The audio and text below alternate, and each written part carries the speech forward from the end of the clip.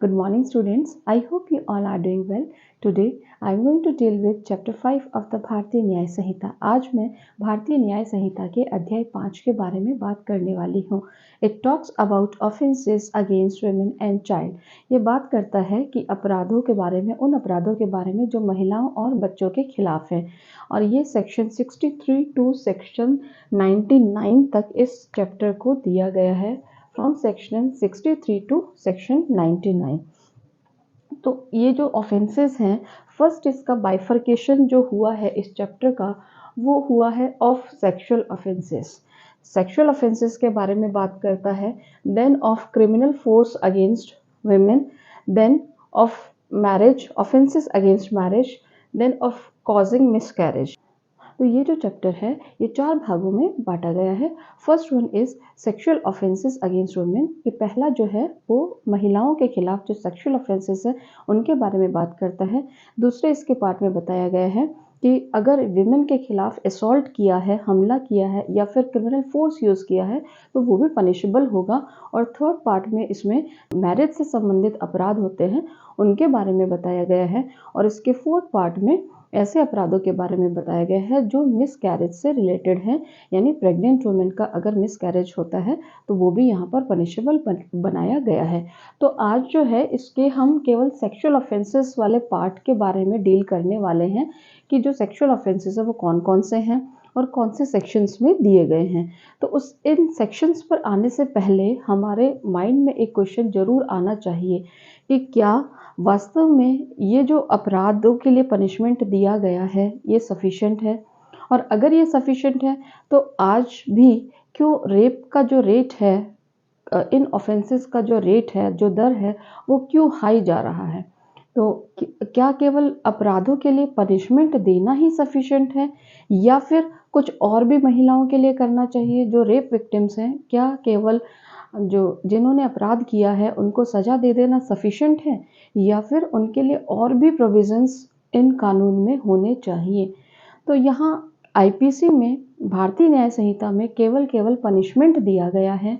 CrPC की अगर हम बात करें तो उसमें हमें कंपनसेशन की भी बात बताई गई है कि अगर सेक्सुअल ऑफेंसेस के विक्टिम्स हैं तो उनके लिए अलग से एक कंपनसेशन स्कीम जो है वो भी इनके लिए प्रोवाइड की गई है.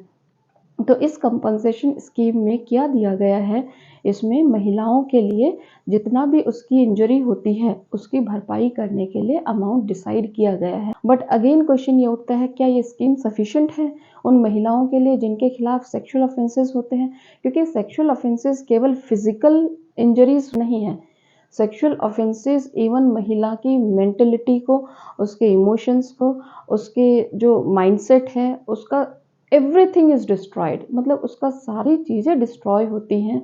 केवल एक फिजिकल हर्ट नहीं होता उसे, उसकी इवन उसकी आत्मा जो है वो मर जाती है.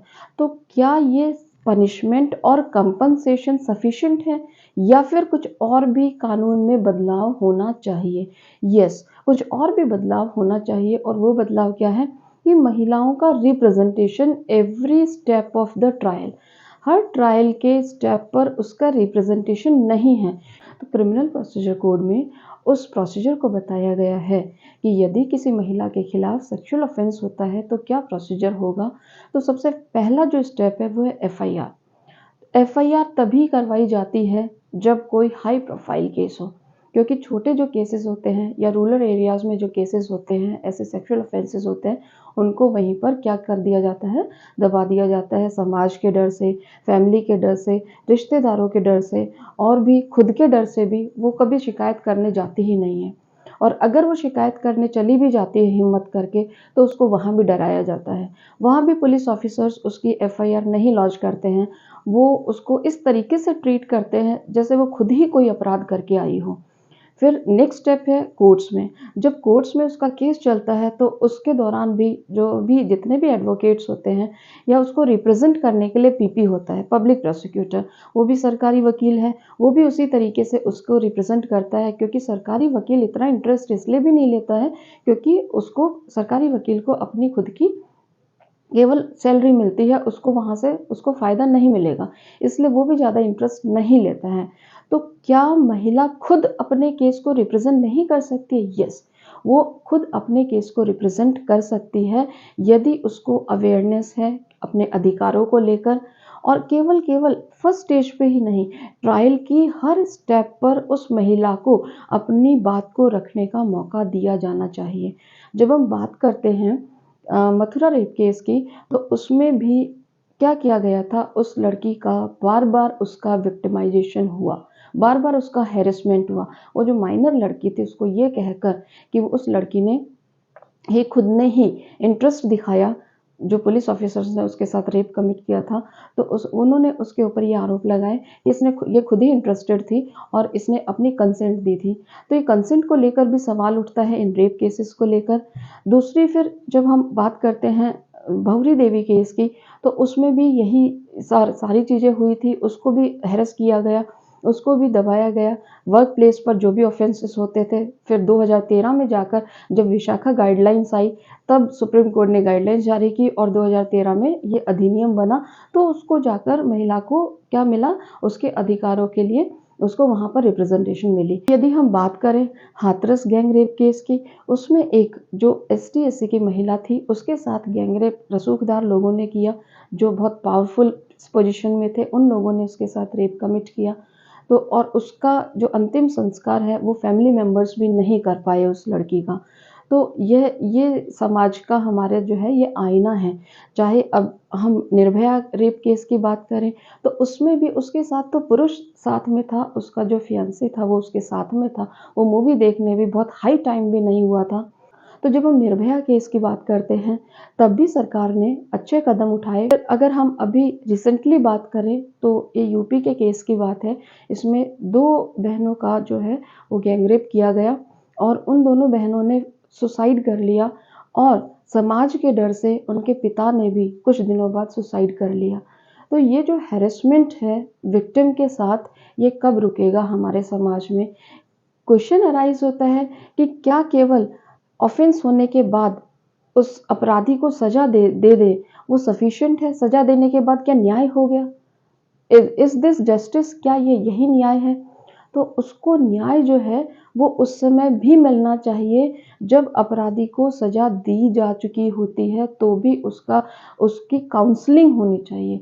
उसकी हर स्टेज पर, ट्रायल की हर स्टेज पर, उसकी ट्रायल के बाद भी उसकी हमेशा काउंसलिंग होनी चाहिए, ताकि वो उस ट्रॉमा से बाहर आ सके। सेक्सुअल ऑफेंसेस के विक्टिम्स हैं, उनकी हर स्टेज पर काउंसलिंग होनी चाहिए, ताकि वो उस ट्रॉमा से बाहर आ सके। तो हमारे कानूनों में अभी भी बहुत बदलाव की ज़रूरत है, केवल सज़ा देना ही सफिशिएंट नहीं है। विक्टिम्स के अभी बहुत सारे राइट्स हैं, जो अभी उसको नहीं मिल रहे हैं। इंडिया के लॉज़ की बात करते हैं, तो उसमें कुछ राइट्स अभी भी विक्टिम को नहीं दिए गए हैं। उसके स्टेटमेंट्स को रिकॉर्ड करना, वो भी केवल मजिस्ट्रेट ही रिकॉर्ड करेगा, बट उसको ट्रायल्स के दौरान उसका स्टेटमेंट रिकॉर्ड नहीं किया जाता है। उसकी काउंसलिंग नहीं होती है, उसको खुद को अकेले भुगतने के लिए छोड़ दिया जाता है, फैमिली मेंबर्स उसको छोड़ देते हैं। अगर वो काम कर रही है, कोई ऑफ़िस में काम कर रही थी, तो ऑफ़िस से उसको निकाल दिया जाता है। उसको मेंटली हैरेसमेंट होता है, इवन जब हॉस्पिटल वाले उसका इलाज करने से मना कर देते हैं, तो भी उसको हैरेसमेंट होता है। तो आज ज़रूरत है इन सेक्सुअल ऑफेंसेस के विक्टिम्स को इस ट्रॉमा से बाहर निकालने की, और स्पीडीली रेमेडी मिलनी चाहिए, न कि बहुत साल बीत जाएँ और वो विक्टिम जो है वो उस ट्रॉमा से बाहर निकल ही ना पाए, हमेशा के लिए वो मर जाए। तो हमें क्या करना है कि हमें इनके राइट्स को लेकर जागरूक होना है, हमें जागरूक करना है। ऐसी महिलाओं को जो गाँव में रहती हैं, उनको भी हमें क्या करना पड़ेगा, अवेयर करना पड़ेगा उनके अधिकारों के लिए। इवन वो कुछ स्टीरियोटाइप्स हैं जो आज भी उन विक्टिम्स के लिए यूज़ किए जाते हैं कि इसी ने इसको इशारा किया होगा, लड़की ने छोटे कपड़े पहने तो उसी ने इशारा दिया होगा कुछ सेक्सुअल ऑफेंस करने का, कि इसी लड़की की ही गलती होगी। तो ये कुछ स्टीरियोटाइप्स हैं। सुप्रीम कोर्ट ने भी अपनी जो हैंडबुक है उसमें इन स्टीरियोटाइप्स को यूज़ करने से मना किया है। जितने भी लोअर कोर्ट्स हैं या फिर कोर्ट्स हैं, वो इन स्टीरियोटाइप्स वर्ड्स को यूज़ करते हैं। अब वो स्टीरियोटाइप वर्ड्स यूज़ नहीं करने हैं, survivors of sexual offences word use करना है। तो ये कुछ ऐसे वर्ड्स हैं जो सुप्रीम कोर्ट ने इनको चेंज कर दिया है, तो अब हमें वही वर्ड्स यूज़ करने हैं। तो आइए स्टूडेंट्स, अब इसी के साथ हम अपने इस चैप्टर को डील कर लेते हैं। तो ये सेक्शन 63 रेप के बारे में बात करता है कि व्हाट इज़ रेप, रेप क्या है, वो डिटेल से रेप क्या है वो हम नेक्स्ट वीडियो में पढ़ेंगे। Next is section 64, it talks about punishment for rape, कि रेप के लिए कितना पनिशमेंट है। 65 टॉक्स अबाउट कि rape which is committed against the women who is 16 years old age or under 12 years of age। तो section 65 उन महिलाओं के खिलाफ जो सेक्सुअल ऑफेंसेस हैं उनकी बात करता है, रेप की बात करता है, जो 16 साल से कम की हैं और 12 साल से कम की हैं। Section 66 talks about the that if death is committed to the victim, अगर जो सेक्सुअल ऑफेंसेस की विक्टिम है उसकी डेथ कॉज कर दी जाए या फिर उसको वेजिटेटिव परसिस्टेंट वेजिटेटिव स्टेट में पहुंचा दिया जाए, तो फिर उसके लिए क्या पनिशमेंट है। अगेन जो रेप विक्टिम है यहाँ पर उसके लिए अलग से पनिशमेंट दिया गया है, क्योंकि रेप के बाद उसकी डेथ भी कमिट कर दी गई है या फिर उसको ऐसी स्टेज में पहुंचा दिया गया है कि अब उसकी हालत मरने जैसी हो गई है, तो वो भी यहाँ पर 66 में पनिशेबल है। 67 टॉक्स अबाउट सेक्सुअल इनको bye husband upon his wife, कि अगर हस्बैंड वाइफ पर सेक्सुअल इंटरकोर्स करता है during separation, degree of separation, जब वो सेपरेशन के दौरान एक दूसरे से अलग रह रहे हैं, हिंदू मैरिज एक्ट में जो है ये जुडिशियल सेपरेशन दिया हुआ है धारा 10 में, तो जब वो इस सेपरेशन के दौरान अलग रह रहे हैं उस समय अगर हस्बैंड उसके साथ सेक्सुअल इंटरकोर्स करता है, then it is also punishable under section 67। Then section 68 talks about that sexual intercourse which is committed person in authority, कि यदि वो महिला जो विक्टिम है वो उस अथॉरिटी के अंडर में है, उस पर्सन की अथॉरिटी में है और फिर उसके साथ अगर रेप कमिट किया जाता है तो सेक्सुअल इंटरकोर्स किया जाता है, तो वो 68 में पनिशेबल है। Next 69 it talks about sexual intercourse by employing deceitful means. ये जो सेक्शन है 69 ये नई धारा है सेक्शन 69, जिसके बारे में बहुत चर्चा हो रही है कि ये धारा आने से अब महिलाओं को और पावरफुल टूल दे दिया गया है कि ऐसी महिलाओं को जो इन डिसीटफुल मीन्स में फंस जाती हैं, जो पुरुष इन महिलाओं को इस तरीके से धोखे से फंसा लेते हैं और शादी करने का झांसा देते हैं बट शादी नहीं करते हैं और उसके साथ शारीरिक संबंध बना लेते हैं, सेक्सुअल इंटरकोर्स कर लेते हैं, तो वो भी यहाँ पर पनिशेबल है सेक्शन 69 में। तो this is new section in this भारतीय न्याय संहिता 69, बहुत चर्चित ये सेक्शन है। सेक्शन 70 किस बारे में बात करता है, ये बात करते हैं गैंग रेप के बारे में, कि एक से ज़्यादा अगर पर्सन्स किसी महिला के साथ रेप कमिट करते हैं दैट वो क्या है, वो गैंग रेप है and it is punishable under section 70। 71 किसके बारे में बात करता है, पनिशमेंट फॉर रिपीटेड ऑफेंडर्स, कि उन पनिशमेंट उसके बारे में बात करता है जो व्यक्ति एक बार उसने अपराध कर दिया 64, 65, 66, 70 का और फिर से उस अपराध को रिपीटेडली उसके साथ फिर से कमिट कर दिया सेम महिला के साथ, then he is punishable under section 71, तो वो धारा 71 में पनिशेबल होगा। नेक्स्ट इज सेक्शन 72, ये किस बारे में बात करता है, ये बात करता है कि disclosure of identity of rape victim, कि जो ये रेप विक्टिम्स हैं इनकी आइडेंटिटी को डिस्क्लोज नहीं किया जाएगा। तो सेक्शन 72 जो है वो प्रोटेक्शन देता है जो रेप विक्टिम्स हैं उनको, किस बारे में, कि उनकी आइडेंटिटी डिस्क्लोज नहीं की जाएगी, उनकी पहचान जो है वो नहीं बताई जाएगी। यदि वो स्कूल गोइंग गर्ल है तो उसका स्कूल का नाम या फिर उसकी क्लास या फिर उसका नेम नहीं डिस्क्लोज होना चाहिए। If it is disclosed by anyone then it is punishable under section 72 of the BNS। और कौन से वो ऑफेंसेस हैं, 64 to 71 जो अपराध हैं उससे संबंधित जितने भी अपराध हैं उनके लिए उनकी आइडेंटिटी को छुपाया जाएगा ताकि उन महिलाओं को कोई भी प्रॉब्लम ना हो, क्योंकि अगर पता लग जाता है कि ये वही महिला है जिसके साथ रेप कमिट हुआ है तो उसको फिर हीन भावना से देखा जाता है और इवन उसको ज़्यादा मेंटल टॉर्चर दिया जाता है। इस वजह से इस प्रोविज़न को डाला गया है।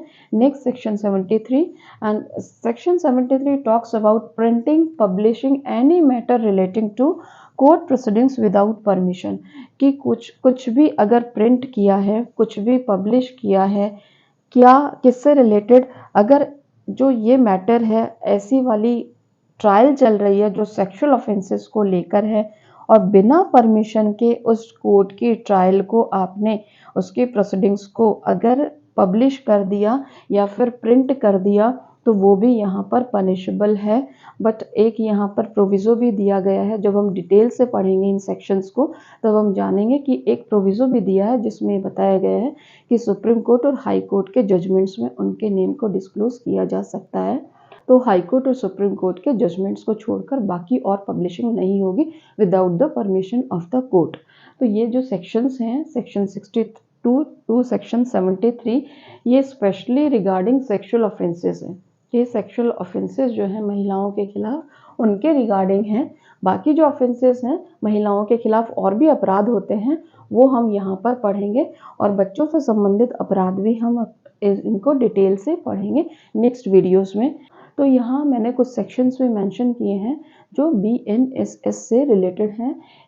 इन सेक्शंस में ये बताया गया है सेक्शन 2Y में कि विक्टिम कौन हो सकता है, क्या केवल जिस महिला के खिलाफ अपराध हुआ है वही विक्टिम होगी या फिर उसके जो रिलेटिव्स हैं वो भी विक्टिम की कैटेगरी में आएंगे। तो कौन विक्टिम की कैटेगरी में आएगा ये सेक्शन 2Y में बताया गया है। नेक्स्ट जो है वो है सेक्शन 396 और 397। ये बात करते हैं विक्टिम कंपनसेशन स्कीम की कि उसको कितना मुआवजा मिलेगा, कितना पैसा, कितना अमाउंट दिया जाएगा, उस बारे में एक स्कीम है उसके बारे में बात की गई है। और नेक्स्ट सेक्शन 18 के प्रोविज़ो में 18 का जो क्लॉज 8 है उसके प्रोविज़ो में बताया गया है कि क्या कोई महिला विक्टिम अपना स्वयं का वकील कर सकती है, अपॉइंट कर सकती है। पब्लिक प्रोसिक्यूटर तो गवर्नमेंट वकील है, वो तो उसके लिए है, बट क्या वो अपना प्राइवेट वकील भी अपॉइंट कर सकती है? यस। ये जो सेक्शन है 18 क्लॉज 8 ये बताता है कि महिलाएं भी अपना स्वयं के लिए क्या कर सकती है, रिप्रेजेंटेशन के लिए अपना प्राइवेट वकील नियुक्त कर सकती हैं। तो यहाँ पर अब महिलाओं को राइट्स दे दिए गए हैं। तो आज अगर हम महिलाओं की एम्पावरमेंट को लेकर बात करते हैं तो महिलाओं को सशक्त किया गया है इन प्रोविजंस को भारतीय न्याय संहिता में लाकर और BNSS जो CRPC है उसमें इन प्रोविजंस को लाकर महिलाओं को सशक्त किया गया है। आई होप स्टूडेंट्स ये प्रोविजंस आपको समझ में आए होंगे। आज केवल मैंने आउटलाइन दी है इस चैप्टर की, नेक्स्ट वीडियो में हम डिटेल में लेंगे। और इसी के साथ मैं आपको इस सवाल पर छोड़कर जाती हूँ, क्या महिलाएं हमारे समाज में सशक्त हैं? क्या उनको और अधिकारों की आवश्यकता है या वो इतनी सशक्त हो चुकी हैं कि वो अपने निर्णय खुद ले सके? Thank you students, bye.